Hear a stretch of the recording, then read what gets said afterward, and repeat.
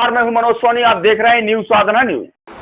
हर माँ बाप चाहते हैं कि उसके बच्चे अधिकारी बने, बड़े अफसर बने, लेकिन हालात कभी कभी ऐसे हो जाते हैं कि बच्चे होनहार रहते हैं, लेकिन उनकी आर्थिक स्थिति और उनकी तंगी के कारण उनके माँ बाप उनको पढ़ा नहीं पाते और उनका भविष्य भी दांव पर लग जाता है। ऐसे होनहार बच्चों को कलेक्टर शीलन सिंह ने एक नई उड़ान भरने का एक मौका दिया है।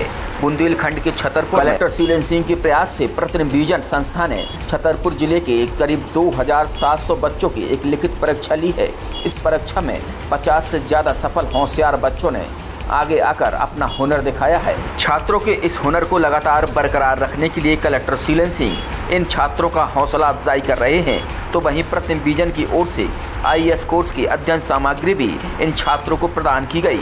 छतरपुर के ऑडिटोरियम में प्रोत्साहन एवं पुरस्कार वितरण समारोह भी रखा गया। इसमें कलेक्टर शीलन सिंह, महाराज छत्रसाल यूनिवर्सिटी के कुलपति TR थापक, Rajnagar SDM DP Dwivedi, Naugaon SDM विनय द्विवेदी, बिजावर SDM राहुल सरोड़िया, लवकुश नगर SDM सहित तमाम अधिकारी भी मौजूद रहे। वहीं कलेक्टर शीलन सिंह ने कहा, किसी भी परीक्षा में सफल होने के लिए आत्मविश्वास की ज़्यादा ज़रूरत होती है।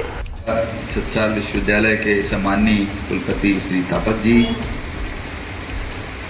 विजन IAS के संस्थापक सदस्य और डायरेक्टर मिस दीपाली, मेरे साथी SDMs, मेरे सामने बैठे हुए सम्माननीय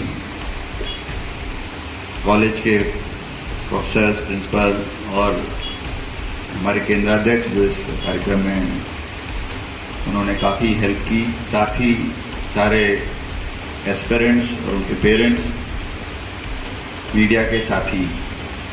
सबसे पहले तो मैं धन्यवाद करना चाहूँगा विजन IAS का कि उन्होंने छतरपुर जैसे ज़िले को अपना शुरुआत किया कि यहाँ के लोगों को, यहाँ के जो एस्पिरेंट्स हैं, स्टूडेंट्स हैं, अपने आप को आगे बढ़ाना चाहते हैं सिविल सर्विसेज के थ्रू और एक माहौल इस क्षेत्र में क्रिएट करना चाहते हैं।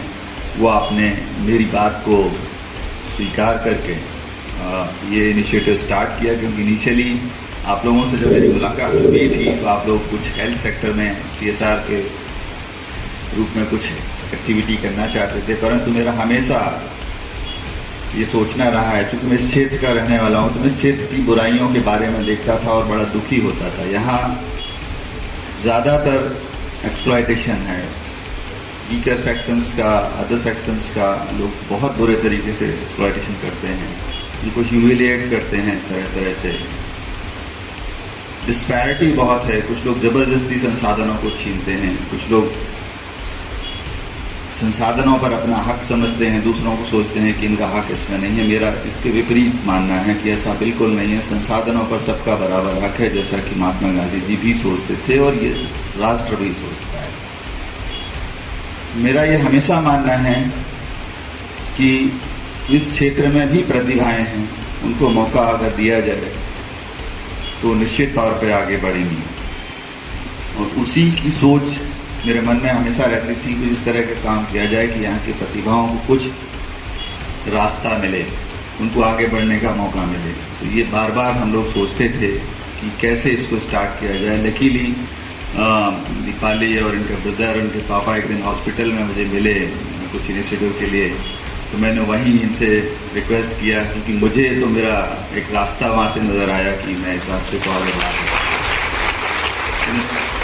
मैंने तुरंत अपना ऑफर इनको रखा, इनका हम विचार करते हैं, विचार करके आपको बताएंगे। तो इन्होंने विचार किया। इनिशियली ये तय किया गया कि 30 स्टूडेंट्स को लेंगे। इनका विजन IAS वालों का सोचना था कि शायद छतरपुर में इतने ब्रिलियंट स्टूडेंट नहीं मिलेंगे, इस तरह के लोग नहीं मिलेंगे। मैंने कहा आप प्रयास करिए, देखते हैं क्या रिजल्ट आता है। परंतु जब पहले तो ये था कि पता नहीं इतने फॉर्म्स आएंगे कि नहीं आएंगे, 1000-1500 आ जाएंगे, बहुत बड़ी बात। जब 2500-3000 आए तो ये दीपाली भारी एक्साइटेड हो गई कि नहीं मैं सर कुछ और इसमें करना पड़ेगा। तो मैंने कहा ऐसा करो आप सीट बढ़ा दो। तो उन्होंने थोड़ा कहा कि हमारा खर्चा कुछ और बढ़ेगा। मैंने कहा अब जब आप उखली में सर्दी आए तो आप मूसलों की चिंता मत करो, इस क्षेत्र के लिए आगे आइए। तो उन्होंने फिर 30 से 50 किया है। तो ये आप लोगों के लिए बहुत बड़ा अवसर है। अब जो हमें यह विजन आईएएस को स्टार्ट करना था वो कर दिया है। अब आप लोगों की बारी है, जो स्टूडेंट्स हैं, उनके पेरेंट्स हैं, कि आप जो मैंने आपको एक अवसर या इन लोगों ने आपको अवसर देने की कोशिश की है, उसमें अपने आप को सिद्ध करके दिखाओ। आप लोग करेंगे इसको या नहीं? क्योंकि अब हमारे छतरपुर की इज्जत का सवाल है या नहीं है? उस इज्जत को आपको रखना है।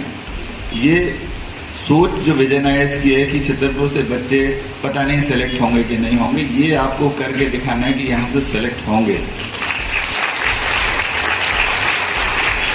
ये आप लोग मुझसे वादा कर रहे हो या नहीं? हम लोग यहाँ कितने दिनों हैं या नहीं है, परंतु ये सोच हमेशा आपको अपने साथ रखनी है। आत्मविश्वास सबसे पहले किसी सफलता का अगर स्टेप है तो यही है कि अपने अंदर सेल्फ कॉन्फिडेंस होना चाहिए, अपने अंदर आत्मविश्वास होना चाहिए कि मैं इसको कर सकता हूँ। जब मैं पढ़ता था, मैं भी इसी क्षेत्र का रहने वाला हूँ और बहुत छोटे से गांव का रहने वाला हूँ। मेरे गांव से 5 किलोमीटर दूर जब मैं पैदल चल के आता था तब बस मिलती थी। उस तरह के गांव में मैं निवास करता था, तो वहाँ से निकल करके यहाँ तक आपके सामने खड़ा हूँ। ये सिर्फ और सिर्फ आत्मविश्वास के बल पर खड़ा हूँ। मैं हमेशा सोचता था कि मैं जो भी एग्जाम दूंगा उसमें टॉप 5 में ही रहना, मुझे उससे नीचे रहना नहीं। और जितनी भी एग्जाम मैंने दी हैं एक्सेप्ट यूपीएससी, हमेशा टॉप में रहा हूँ। आप भी रह सकते हो। केवल और केवल आपके अंदर सेल्फ कॉन्फिडेंस होना चाहिए कि मैं करूँगा या करूँगी, क्योंकि जो लोग सफल होते हैं वो लोग भी इंसान हैं, कोई भगवान नहीं है। आप भी इंसान हो, आपके अंदर भी ब्रेन है, आपके अंदर भी कैपेसिटी है, आप भी इस काम को कर सकते हैं। अपने ऊपर भरोसा रखिए। कई लोग यहाँ इस क्षेत्र में, बुंदेलखंड रीजन में सबसे बड़ा, मुझे अंग्रेजी नहीं आती, हम बहुत छोटे क्षेत्र से रहने वाले हैं, दिल्ली, बम्बई, कलकत्ता, पता नहीं मद्रास, बेंगलोर, बहुत अच्छी कोचिंग है, बहुत अच्छे पढ़ने वाले हैं, दूसरे देशों में बहुत अच्छे पढ़ने वाले हैं। हम लोगों का सिलेक्शन कैसे होगा?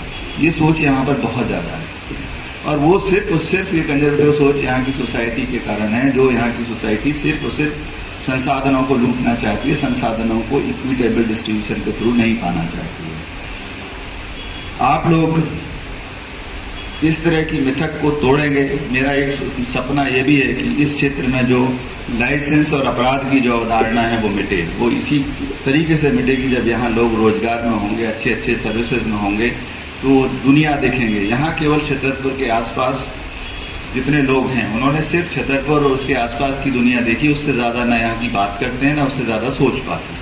आप उससे बाहर निकलिए। वही अभी डायरेक्टर जो कह रही थी वो यही है कि आप थॉट प्रोसेस बदलिए, सोचिए कि हम उनके बराबर कैसे हो सकते हैं जो बाहर के लोग हैं। ये आपको करना होगा और आप कर सकते हो।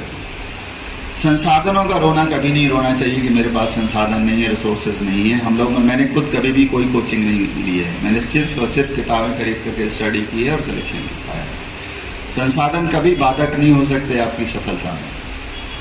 आपकी लगन और आपकी मेहनत आपकी सफलता का राज है, इसके अलावा और कोई राज इसका हो नहीं सकता। आपको चाहे जितना मटेरियल दे दिया, चाहे जितना मटेरियल प्रोवाइड कर दिया जाए, चाहे जितनी किताबें दे दी जाएं, आपके माँ बाप चाहे जितने सुविधाएं दे दें, परंतु माँ बाप के करने से कुछ नहीं होगा, वो आपको ही करना होगा। माँ बाप आपको सहूलियतें दे सकते हैं, सुविधाएं दे सकते हैं, पर पढ़ना और करना सिर्फ आपको ही है और आपको ही करना होगा। और आप कर सकते हो, मेरा मानना है। जब आप यहाँ तक आकर के बैठे हुए हो तो आप निश्चित कर सकते हो और करोगे, जैसा आपने मुझसे वादा किया है। और करने के लिए जब हम लोग पढ़ते थे तब हमेशा सोचते थे कि कई बार ये सोचा जाता है कि यूपीएससी बहुत बड़ा एग्जाम है, हम लोग तो कर ही नहीं सकते। छतरपुर जैसे लोग, बुंदेलखंड के रहने वाले लोगों के लिए नहीं है, तो बहुत पता नहीं दूसरी दुनिया के लोगों के लिए है। ऐसा हम ऐसे बहुत सारे लोग सोचते हैं, जबकि ऐसा बिल्कुल नहीं है। आप भी कर सकते हैं और आप करेंगे।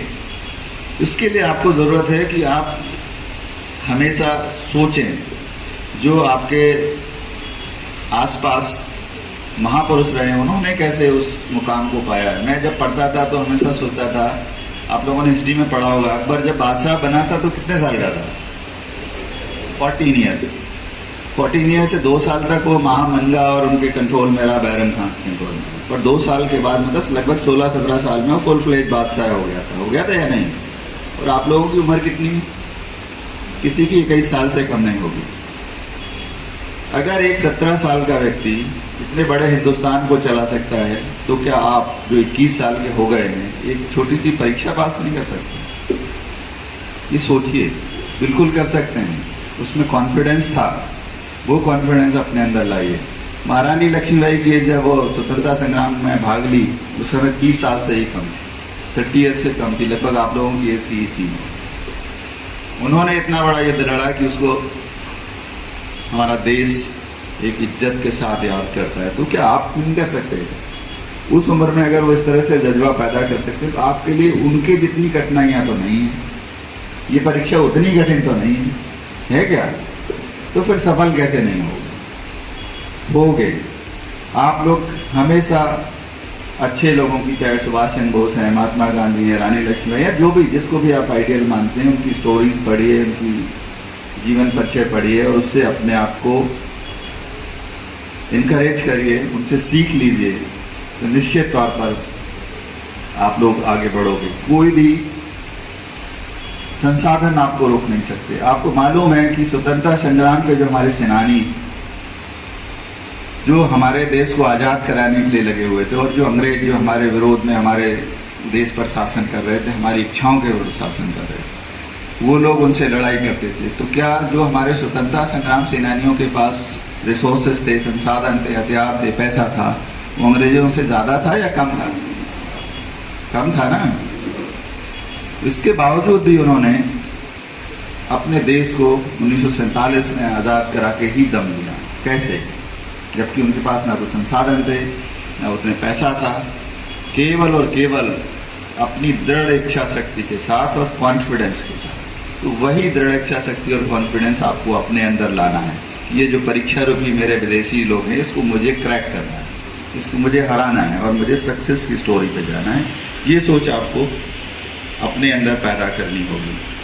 जैसे कि हमारे स्वतंत्रता संग्राम सेनानियों के पास बहुत कम संसाधन के बावजूद भी उन्होंने अपने देश को आज़ाद कराया, तो ऐसे ही अगर आपके पास पैसा नहीं है, घर में कमज़ोरी है, परिवार में कमज़ोरी है, आपके परिवार में उतने संसाधन नहीं है, तो उसको बैरियर मत बनने दीजिए। उसको अपने दिमाग से निकालिए कि ये मेरी बाधा नहीं है, मेरे पास इतनी क्षमता है कि मैं इन सारी बाधाओं को पार करते हुए इस एग्ज़ाम को पास करूँगा और जो मेरा सपना है उस सपने को ज़रूर प्राप्त करूँगा। ये सपना कैसे पाया जा सकता है, उसके लिए एक चीज़ और करनी होगी।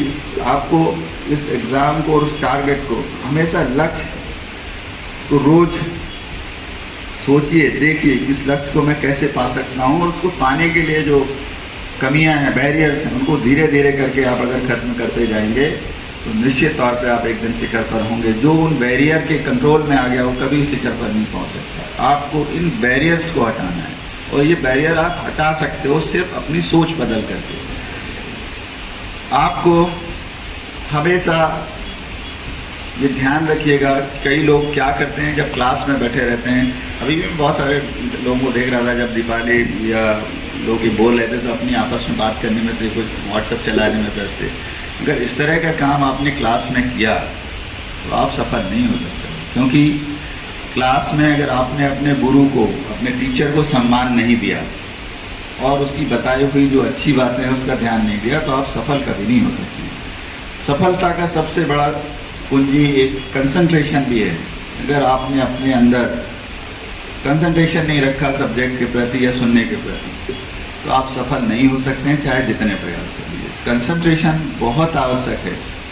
ठीक उसी तरीके से गुरु द्रोणाचार्य ने कौरवों को भी पढ़ाया था और पांडवों को भी पढ़ाया था, और एक ही क्लास में पढ़ाया, अलग अलग क्लास नहीं लेते थे। उसमें से कुछ पांडव बन गए और कुछ कौरव बन गए। कैसे? केवल और केवल अपनी सोच के कारण। अगर आपकी सोच अच्छी है, गुरु का सम्मान है, गुरु की बताई हुई बातों को मान करके आप चलते हैं, तो आप कभी असफल नहीं हो सकते। तो अब आपको तय करना है कि गुरु द्रोणाचार्य के बताए हुए रास्तों पर कौरव बनना है या पांडव बनना है, ये आपको तय करना है। आपको गुरु द्रोणाचार्य के रूप में हम लोगों ने विजन IAS को आपको उपलब्ध करा दिया है। अब आपको तय करना है कि आप क्या बनना चाहते हो। बताएं क्या बनना चाहेंगे, पांडव या कौरव? पांडव। ये आप सारे मुझसे वादे करते जा रहे हो, फिर उतनी सक्सेस मुझे दिखनी चाहिए, ये ध्यान रखिएगा। जिनको कौरव बनना है उनको शुभकामनाएं, जिनको पांडव बनना है उनका धन्यवाद और स्वागत।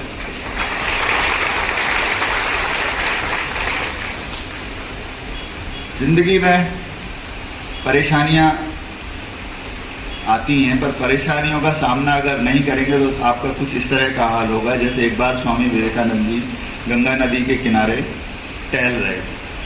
उसी समय उन्होंने देखा पीछे से एक बंदर उनका पीछा कर रहा है। बंदर से स्वामी जी को बहुत डर लगता था, तो उनको डर लगा तो थोड़ा तेज तेज चलने लगे। करीब आधा किलोमीटर दूर आगे चल करके उन्होंने मुड़ के देखा कि अब तो बंदर पीछे गया होगा। तो जब उन्होंने देखा तो अब एक बंदर की जगह 2 बंदर हो गए हैं। वो और तेज तेज चलते हुए स्वामी जी की ओर झपट्टा लगा रहे थे, और डर गए। तो इन्होंने देखा तो अब ये थोड़ा थोड़ा तेज चलने लगे, मतलब दौड़ने की स्थिति में आ गए। स्वामी जी उन्होंने कहा कि अब तो काठी लेंगे मुझे, तो मैं भागूं। तो भागने लगे। करीब 1-8 किलोमीटर थोड़ा और आगे जाकर के उन्हें फिर मुड़ के देखा तो लगभग 7-8 बंदर अब तो इतनी तेजी से आ रहे हैं कि उनके ऊपर चढ़े जाएंगे, उनको खा लेंगे। तो इन्हें जितनी ताकत थी स्वामी जी की, उन्हें दौड़ लगाना चालू कर दिया। दौड़ लगाते लगाते 1.5 किलोमीटर दौड़े होंगे। फिर देखा अब तो मैंने इतनी तेज दौड़ा हूँ, ये बंदर तो भाग ही गए होंगे, अब मैं आराम से चलूँ। देखा तो अब तो 15-20 बंदर इकट्ठे हो गए हैं। अब तो बिल्कुल ऐसे आ गए कि उनको खा ही ले गया। अब ये भाग भी नहीं सकते थे, पूरी ताकत से भाग गए थे। तो स्वामी जी को कुछ नहीं सूझा, उन्होंने पलट के खड़े हो गए जब, और मुक्का तान के खड़े हो गए कि जो भी बंदर अब मेरे सामने आएगा मैं उसको मारूंगा। जब थोड़ी देर जब वो ऐसे तन के खड़े हो गए, सीना तान के और मुक्का तान के, तो जो बंदर थे वो भी टिटक के रुक गए जो दौड़ते हुए आ रहे थे, और धीरे धीरे करके एक एक करके बंदर उधर से भाग करके जाने लगे। और ऐसा करते करते सारे बंदर चले गए जब तक वो ऐसे खड़े रहे। इसी तरीके से आपकी जिंदगी की परेशानियां हैं। अगर आपकी जिंदगी में एक परेशानी आती है और आप उससे भागने की कोशिश करते हो, मुंह चुराने की कोशिश करते हो, तो थोड़ा और तेज भागते हो तो और 2 परेशानियां आपका पीछा करती हैं, और दौड़ने लगते हो तो और दौड़ करके और ज्यादा परेशानियां आपके पास आती हैं। पूरी ताकत से उनके पीछा छुड़ाने की कोशिश करते हो, उनका सामना नहीं करते हो, तो और ज्यादा परेशानियां आपकी जिंदगी में आना शुरू हो जाती हैं। तो आपको क्या करना चाहिए? ऐसे आपको उन परेशानियों का सामना करना चाहिए डट करके, जितनी आप में क्षमता है। और ये रिसोर्सेज या सोच या इनकी जो कमी की जो आप बार बार बात करते हैं, सब कोई बाधाएं नहीं है, सिर्फ आपकी सोच की बाधा है। आज मैं क्रिकेट में स्मृति मंदाना जिसने सेंचुरी लगाई, उसका एक स्टेटमेंट पढ़ रहा था। उसने अपनी लाइफ में कहा है, आज का उसका मैं इंटरव्यू पढ़ रहा था, कि अगर आपको किसी सक्सेस को पाना है तो उस काम को एंजॉय करिए जिस काम को आप कर रहे हैं। अगर आप उसको बर्डन के रूप में करेंगे कभी आप सफल नहीं हो सकते। और वो क्रिकेट में उसका कहना था कि क्रिकेट को मैंने एंजॉय किया है, आनंद के रूप में लिया है, और आज इस स्थिति में है कि उसने ऑस्ट्रेलिया के खिलाफ कल सेंचुरी 127 रन उसने बनाए, जो क्रिकेट से इंटरेस्ट रखते हो। वो आपको करना होगा। आप लोगों को बताइए कि सभी को गाने याद होंगे किसी न किसी फिल्म के, होंगे ना? सबको होंगे, है या नहीं है? किसी ने याद कराया, किसी क्लास में पढ़ाया गया आपको, किसी ने रटने को कहा? नहीं ना, अपने आप याद हो गए। क्यों? क्योंकि आपका उसमें इंटरेस्ट है, उसको आप मन लगा करके सुनते हो। यही इंटरेस्ट आपको अपने सब्जेक्ट में पैदा करना होगा। जिस दिन आपको अपने सब्जेक्ट में इंटरेस्ट पैदा हो गया, वो सब्जेक्ट कभी कठिन नहीं हो सकता, गानों की तरह याद हो जाएगा। वो इंटरेस्ट आपको क्रिएट करना। इसीलिए सब्जेक्ट सिलेक्शन हमेशा पेरेंट्स की इच्छा के अनुरूप नहीं होना चाहिए, आपके इंटरेस्ट के अनुरूप होना चाहिए। वो इंटरेस्ट आपको जगाना है। अगर आप ये इंटरेस्ट जगा लेंगे तो कभी भी आप असफल नहीं होंगे। सफलता के लिए ज़रूरी है कि आप पूरे कमिटमेंट के साथ, या मुझे करना ही है, हर हाल में करना है इसको, चाहे कितनी भी कठिनाइयाँ क्यों ना आ जाएं, तो आप इसको कर लेंगे। कोई भी पेपर, कई बार मैंने सुना है स्टूडेंट्स को देखते हुए, इस बार पेपर बड़ा टफ आया। पेपर टफ होता है क्या कभी? पेपर कभी टफ नहीं होता है। पेपर तो जैसा होता है वैसा ही होता है। ये आपकी तैयारी कैसी है, आपकी प्रिपरेशन कैसी है, आपका जो पढ़ाई की है वो कैसी है, उस पर टफ या सिंपल पेपर डिपेंड करता है। अगर किसी स्टूडेंट्स ने जो पेपर में आया है वो सारा कुछ पढ़ा हुआ है और उसको याद है, उसको वो लिख करके आया, तो वो कहता नहीं पेपर तो इस बार बड़ा इजी था। कुछ लोग कहते हैं पेपर बड़ा टफ था। तो आपको पेपर को टफ या सिंपल नहीं होता है, ये केवल और केवल आपकी तैयारी कितनी है उस पर डिपेंड करता है कि टफ है या सिंपल है। तो आपको पेपर को सिंपल बनाना है, मतलब आपको इतनी तैयारी का स्टैंडर्ड इतना हाई रखना है कि वो कभी भी टफ ना लगे। मैं बता रहा हूँ, जब मैं फिजिक्स का, क्योंकि उसमें प्रीलिम में एक सब्जेक्ट भी होता था, प्रीलिम में फिजिक्स था मेरा, उसमें 100 में 100 सही थे, तो मैं रिजल्ट देखने भी नहीं गया क्योंकि मुझे पता था इससे ज़्यादा और क्या होंगे। तो वो इसीलिए इसी तरीके से पीएससी, जब यहाँ का MPPSC, उसका भी मैं अपने बैच का टॉपर हूँ पूरे मध्य प्रदेश का। और साथ ही जब मैं फिजिक्स में, क्योंकि मेरी एज नहीं थी, तो BSc के साथ मुझे MSc करनी पड़ी इलाहाबाद यूनिवर्सिटी में, तो मैं इलाहाबाद यूनिवर्सिटी में फिजिक्स से भी गोल्ड मेडलिस्ट हूँ, इलाहाबाद यूनिवर्सिटी का टॉपर। तो एक गांव का अगर स्टूडेंट इलाहाबाद यूनिवर्सिटी को टॉप कर सकता है, मध्य प्रदेश के एग्जाम टॉप कर सकता है, तो आप लोग तो छतरपुर और उसके आसपास उस गाँव से बहुत अच्छी परिस्थितियों में आप लोग निश्चित तौर पर इन सब चीज़ों को कर सकते हो। बस आपको अपने अंदर आत्मविश्वास जगाना है, क्षेत्र का रोना बिल्कुल नहीं रोना है कि मेरा क्षेत्र पिछड़ा है। और मैं आपको, मेरे जब MSc में जब मैं पढ़ता था, उसमें कुछ विदेशों की भी स्टूडेंट थे, पूरे ऑल ओवर इंडिया के बड़े बहुत अच्छे स्टूडेंट्स थे जो मेरे से कहीं ज़्यादा नंबर लाए थे ग्रेजुएशन में, परंतु लास्ट में सबको पछाड़ करके सबसे नंबर 1 पर पहुँच गया था। आप भी पहुँच सकते हैं। मैं चाहूँगा कि छतरपुर का कोई आप में से अगले आने वाले एग्जाम्स में नेशनल लेवल पर अपना नाम रोशन करे, और करेगा मेरा मानना है, क्योंकि आपने मुझसे वादा किया, और झूठा वादा कृपा करके मत करना, नहीं तो मुझे तकलीफ होगी। मैं कह तो कुछ नहीं सकता हूँ, पर दिल को जरूर तकलीफ होगी कि आपने मुझसे झूठा वादा किया था। तो आप लोग करें। आप लोग इस करने के लिए एक चीज़ और ज़रूर करिए, 1-2 उदाहरण और मैं एग्जाम्पल के साथ अपनी बात समाप्त करूँगा, क्योंकि आप लोगों को फिर जाना भी होगा। आप कल भी मैं जब इस मंच से बोल रहा था तो एग्जाम्पल शेयर किए थे, परंतु आप लोगों के लिए भी ये एग्जाम्पल शेयर करना ज़रूरी है, वो आपके मोटिवेशन के लिए भी ज़रूरी है। आप लोगों ने देखा होगा कि आपके परिवार, आपके आसपास, आपके समाज, आपके भाई बहन मित्र, पति पत्नी, उसमें सोचते हैं कि इसके अंदर ये कमियां हैं, कोई शराब पीता है, कोई जुआ खेलता है, कोई समय पर पढ़ाई नहीं करता है, कोई घूमता बहुत है, कोई कुछ करता है, इसमें बहुत सारी कमियां हैं। इस तरह का आप लोगों ने सुना है ना।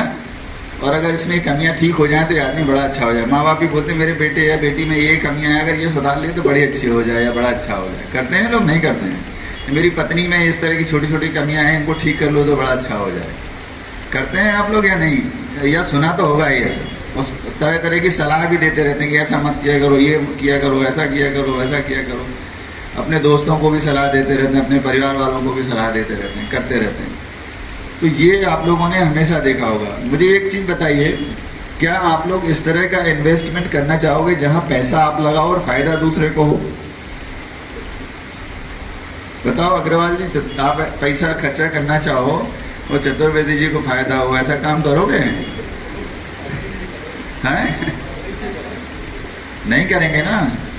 मतलब हम ऐसा पैसा ऐसी जगह नहीं लगाना चाहते हैं जहां मैं पैसा खर्च करूं और फायदा किसी और को हो। मतलब मैं ऐसी जगह पैसा लगाना चाहूंगा जहां मैं खर्चा करूं और मुझे ही फायदा हो। ये पैसे का सीधा सीधा इन्वेस्टमेंट है या नहीं है?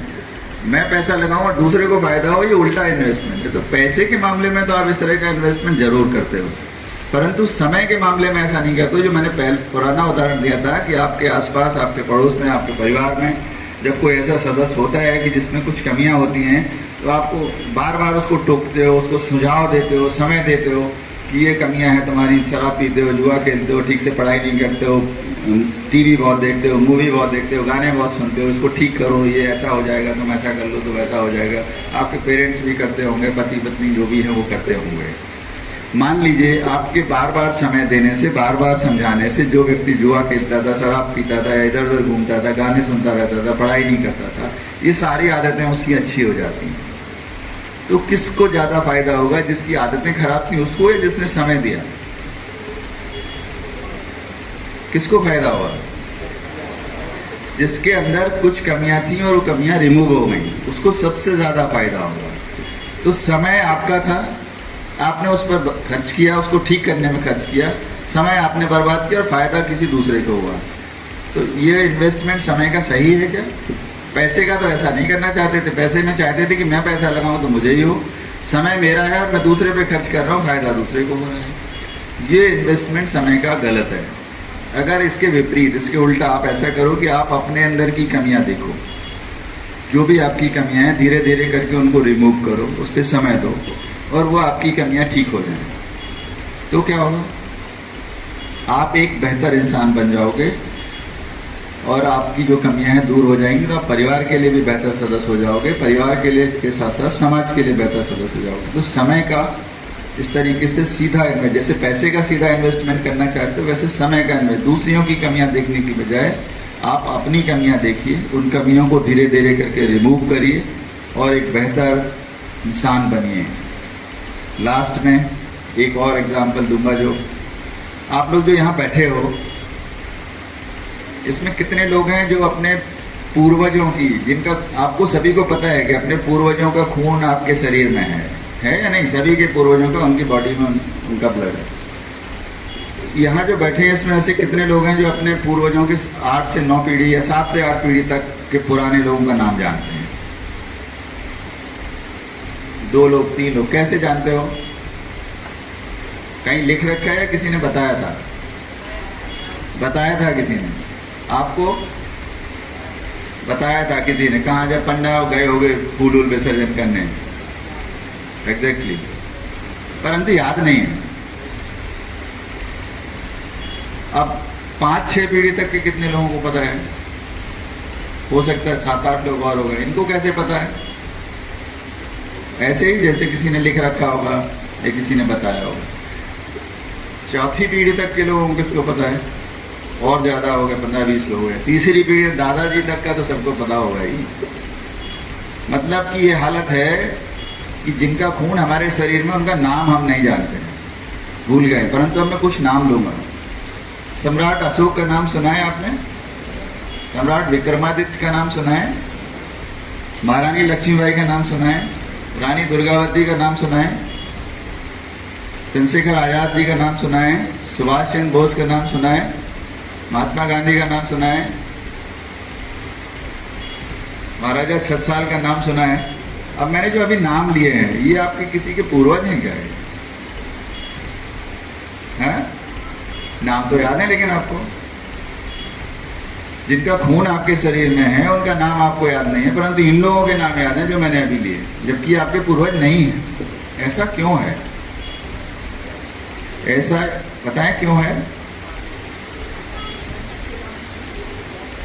क्योंकि उन्होंने समाज के लिए, देश के लिए कुछ बेहतर काम किए, इसलिए उनको, हमें किसी को रटाना नहीं पड़ा, किसी पंडा को नहीं बनाना पड़ा, किसी को लिख करके नहीं रखना पड़ा, किसी को समझाने की जरूरत नहीं पड़ी, किसी परिवार को लिख करके जरूरत, क्योंकि आपके परिवार के नहीं है फिर भी आपको पता है, क्योंकि आप जन जन में चर्चा करते हैं। तो आपके पूर्वजों ने ऐसा कोई अच्छा काम नहीं किया जिसके लिए उनको ये समाज या ये देश याद करे। यहाँ तक कि आप भी भूल गए जिनका शरीर में उनका खून है। कहीं यही स्थिति आपकी तो नहीं हो जाने वाली है आपके इस दुनिया से जाने के बाद, कि आप इस दुनिया से चले जाओगे और आपके 2-3 पीढ़ी बाद भूल जाएगी इस नाम का व्यक्ति भी इस धरती पे कोई था। सोचिए, क्या आप चाहते हैं कि आपके मरने के बाद इस दुनिया में लोग आपको याद ना रखें? चाहते हैं? बताएं, तो बोल नहीं रहे आप लोग, चुपचाप सुन रहे हो। नहीं चाहते ना? अगर आप नहीं चाहते हैं तो जैसा आपके पूर्वजों ने कुछ नहीं किया, आए इस दुनिया में, खाया पिया रहे, जैसा उनको संसाधन मिले और चले गए। अगर आप भी ऐसा ही करते रहे, आए हो, खाओगे पियोगे, चले जाओगे कुछ समय बाद, सबको जाना है क्योंकि इतने एक दिन तो।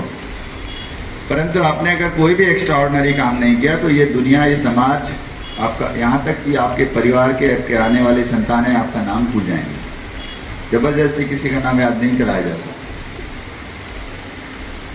अगर आप चाहते हो कि आपका नाम याद रखा जाए तो आपको वो जानवरों वाली सोच बदलनी पड़ेगी। जानवर भी दुनिया में आते हैं, इस पृथ्वी पर आते हैं, जन्म लेते हैं, खाते हैं, पीते हैं, बड़े होते हैं और इस दुनिया से मर के चले जाते हैं। उनको कोई मतलब नहीं रहता एक दूसरे से।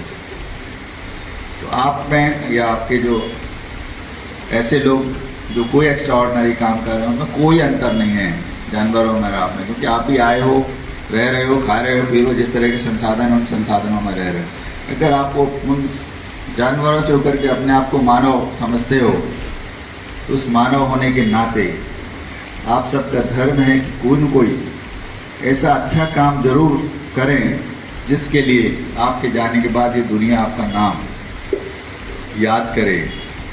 तो आप सब अगर चाहते हैं कि आपके जाने के बाद ये दुनिया याद आपको रखे तो आपको कुछ न कुछ रोज सोचिए और अपने आप को जगाइए जो सो गए हो कि हम पता नहीं ये दुनिया में आए हैं, पता नहीं काहे के लिए आए हैं, ऊपर से भेज दिया भगवान ने तब जिंदा तो रहना है। ऐसा सोच बदलिए, हमेशा कुछ न कुछ अच्छा करने की सोचिए, हमेशा कुछ बेहतर करने की सोचिए, कुछ नया देने की कोशिश कीजिए, अपने परिवार को, अपने देश को, अपने समाज को आगे बढ़ाने की सोचिए, ताकि आपके जाने के बाद ये दुनिया आपका नाम इज्जत से ले और आपको याद करे।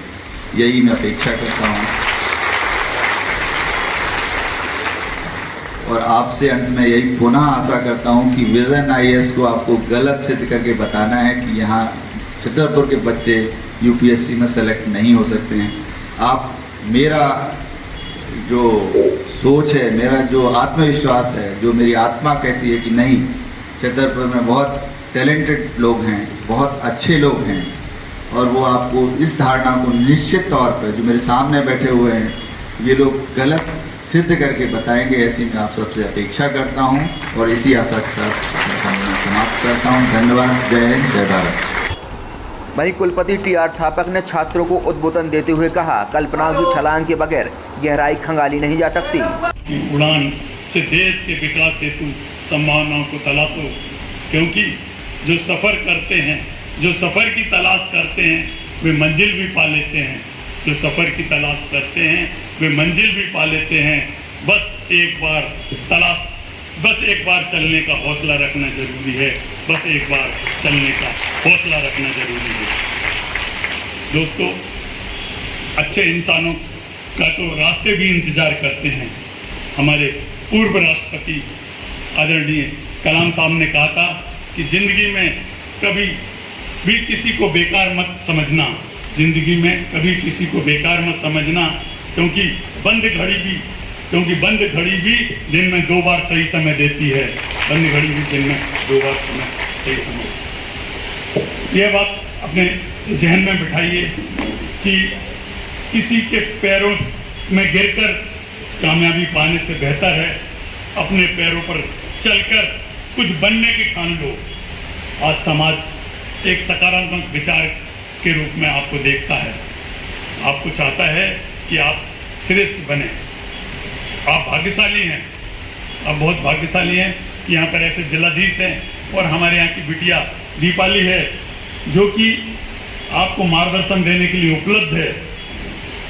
तो यहाँ पर और इस क्षेत्र में मुझे मालूम है कि आपके यहाँ अपार संभावनाएं, प्रतिभाएं हैं, हमारे पास टैलेंट है, हमारे पास ये जो बैठा हुआ ये टैलेंट निश्चित सर कलेक्टर साहब इनमें से 10-15 बच्चे हमारे शीघ्र ही आप कलेक्टर होकर बताएंगे। आपको मेरा विश्वास है, मैं आपको भरोसा दिलाता हूँ।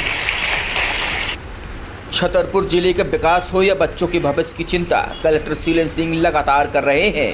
मनोज सोनी के साथ रोहित गुप्ता, न्यूज़ साधना न्यूज।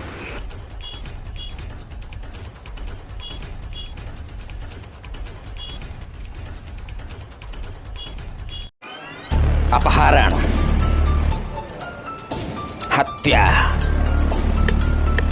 हादसा, बलात्कार, मुजरिम, अब होगी तफ्तीश। रोजाना रात 8 बजे।